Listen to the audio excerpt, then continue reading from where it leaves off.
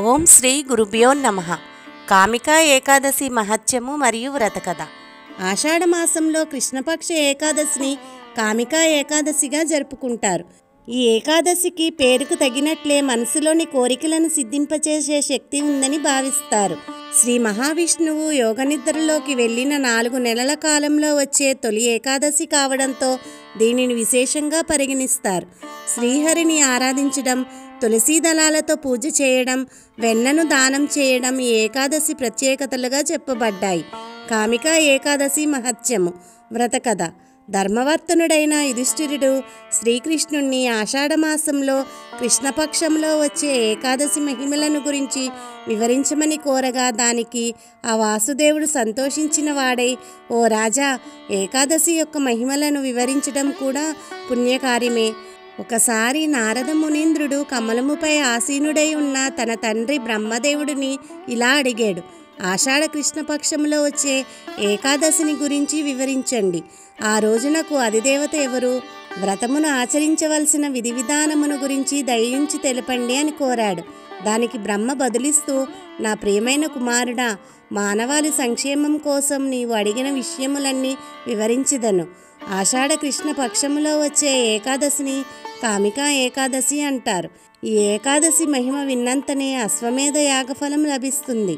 శంఖ చక్ర గదాధరుడు, తామరపాదములు కలిగి ఉన్నవాడు, శ్రీధరుడు, హరి, విష్ణు, మాధవుడు మరియు మధుసూదనుడు అనే పేర్లతో పిలువబడేవాడు అయిన శ్రీ మహావిష్ణువును కామికా ఏకాదశి రోజు ఆరాధిస్తారు. కామికా ఏకాదశి రోజున శ్రీహరిని ఆరాధిస్తే వచ్చే పుణ్యఫలం కాశీలో గంగా స్నానం కన్నా, హిమాలయాలలో ఉండే కేదారనాథుని దర్శనం కన్నా, సూర్యగ్రహణ సమయంలో కురుక్షేత్రంలో ఆచరించే స్నానం కన్నా, సమస్త భూమండలాన్ని దానం చేసే దానికన్నా, గురుగ్రహం సింహరాశిలో ఉన్న పౌర్ణమి రోజు సోమవారం గోదావరి నదిలో పుణ్యస్నానం చేస్తే వచ్చే పుణ్యఫలం కన్నా ఎక్కువ. కామికా ఏకాదశి రోజు పాలు ఇచ్చే గోవును, దూడ మరియు గ్రాసములతో కలిపి దానం చేయడం వలన సమస్త దేవతల ఆశీర్వాదం పొందుతారు. గతంలో చేసిన పాపములకు భయపడేవారు, పాపమయమైన జీవితంలో కూరుకుపోయిన వారు ఏకాదశి వ్రతమాచరించి మోక్షమును పొందవచ్చు. ఏకాదశి రోజులు స్వచ్ఛమైనవి మరియు పాప విమోచనమునకు అనువైనవి.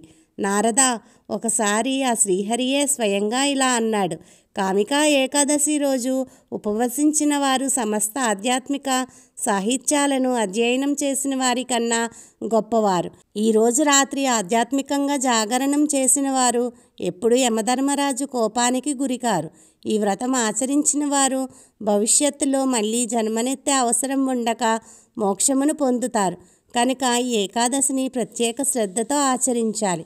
కామికా ఏకాదశి రోజున తులసి ఆకులతో విష్ణువును ఆరాధించేవారు అన్ని పాపముల నుండి విముక్తి పొందుతారు. తామరాకును నీటిబొట్టు అంటనట్లే వారిని కూడా పాపము అంటదు. ఒక్క తులసి ఆకుతో ఆరాధించడం వలన వచ్చే పుణ్యము బంగారం, వెండి దానం చేస్తే వచ్చే దానికన్నా ఎక్కువ. తులసి ఆకుతో ఆరాధిస్తే శ్రీహరి ముత్యాలు, కెంపులు, పుష్పరాగములు, వజ్రాలు, నీలం మరియు గోమధికములతో పూజించిన దానికన్నా ఎక్కువ సంతోషిస్తాడు. లేత తులసి ఆకులతో చేసే ఆరాధన గత జన్మ పాపాలను కూడా తొలగించి వేస్తుంది. కామికా ఏకాదశి రోజున తులసి మొక్కను ఆరాధిస్తే కూడా పాపములు తొలగిపోతాయి. తులసిని నేతి దీపంతో ఆరాధించే వాళ్ళ పాపములను చిత్రగుప్తుడు లెక్కలోకి తీసుకోడు. ఈ రోజున శ్రీకృష్ణుణ్ణి నువ్వులు మరియు నేతి దీపములతో ఆరాధిస్తే వారు శాశ్వతంగా సూర్యలోకంలో నివసించే అర్హత కలిగి ఉంటారు. కామికా ఏకాదశికి బ్రహ్మహత్య పాతకాన్ని, భ్రూణహత్య పాపమును కూడా తొలగించే శక్తి ఉంది అని బ్రహ్మ నారదునితో చెప్పినట్లుగా శ్రీకృష్ణుడు ధర్మరాజుతో చెప్పాను. కామికా ఏకాదశి వ్రతపాలన చేత బ్రహ్మహత్య పాతకము ఎలా తొలగిపోతుందో తెలపటానికి ఒక కథ ప్రాచుర్యంలో ఉంది. పూర్వం ఓ గ్రామాధికారికి శ్రీ మహావిష్ణువు అంటే అత్యంత భక్తి. కానీ తనంత బలవంతుడు, శక్తివంతుడు లేడనే గర్వం అధికం. ఒకరోజు ఏదో పని మీద బయటకు వెళ్ళిన ఆ గ్రామాధికారి దారిలో బ్రాహ్మణుడితో గొడవ పడ్డాడు. వివాదం ముదిరి తనపై దాడి చేయడంతో ఆ బ్రాహ్మణుడు అక్కడికక్కడే మరణించాడు. అది చూసిన ఆ గ్రామాధికారి చలించిపోయాడు. తన తప్పును తెలుసుకుని పశ్చాత్తాపపడ్డాడు. ఈ విషయం గ్రామంలో వ్యాపించడంతో గ్రామస్తులకు క్షమాపణలు చెప్పి తన చేతిలో మరణించిన బ్రాహ్మణుని అంత్యక్రియలు స్వయంగా నిర్వహిస్తానని హామీ ఇచ్చాడు. అయితే పండితులంతా అంత్యక్రియలకు హాజరయ్యేందుకు నిరాకరించారు. అప్పుడు ఆ పాపానికి ప్రాయశ్చిత్తంగా కామికా ఏకాదశి వ్రతం ఆచరించమని చెప్పారు.